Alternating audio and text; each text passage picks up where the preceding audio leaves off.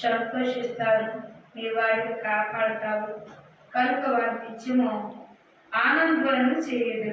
వారు ఎప్పుడు కూడా వారి యెహోవా నీతిమంతులను ఆశ్చర్యకరంగా ఉంచుదు నీవే.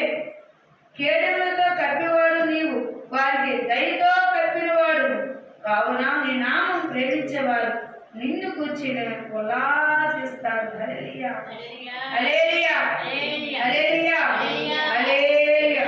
చూసారా పిల్లరా, ఉల్లాసించడం అంటే ఏంటి తెలుసా?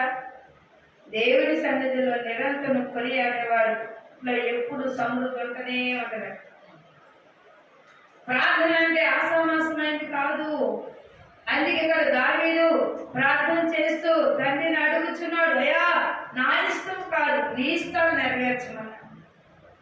అందుకే ఇక్కడ ఒక మాట చెప్తూ అంటాడు ప్రియులారా, వాక్యం సెలవిస్తూ ఉంది 6వ అధ్యాయము దావీదు రాసిన కీర్తన గ్రంథము, యెహోవా నీ కోపం చేత నన్ను గద్దించము, నీ ఉగ్రతను శిక్షించము. యెహోవా నేను కృషించి ఉన్నాను, నన్ను కరుణించుము. యెహోవా నా ఎముకలు అదురుచున్నవి, నన్ను బాగు చేయుము. హల్లెలూయా. ప్రభా నీలో నేను బలహీనుడై ఉన్నాను కాబట్టి నన్ను బలపరచుము. ఎముకలు అంటే ఎముకల్లా ఉండి, కొన్ని ఎముకలు అంటే ఏమవుతాయి, గలగల మోగుతాయి.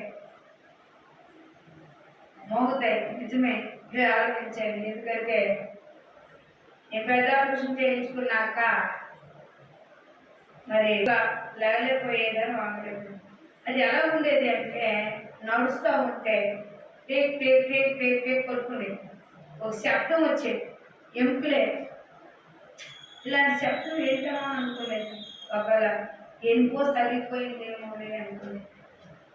చాలామంది ఎన్నికో అరిపోవడం వల్ల దానికి మరి ఆపరేషన్ ఇలా చేయించుకోవడం కదా. అలాంటి ప్రభు దర్శించిన తర్వాత మా ఇంటికి వచ్చాక ఒక మందిరం కట్టి రేపు మే 15వ తారీఖుని ఓపెనింగ్ అన్నప్పుడు అదే ప్రభు పిలిచారు, ఓ నా కుమార్తె, ఓ నా కుమార్తె, ఓ నా కుమార్తెని పిలిచినప్పుడు నేను తిన్నగా పండుకోలేదు. ఎందుకంటే పక్కన తిరగలేకపోయింది, చాలా ధనానికి పోతుంది.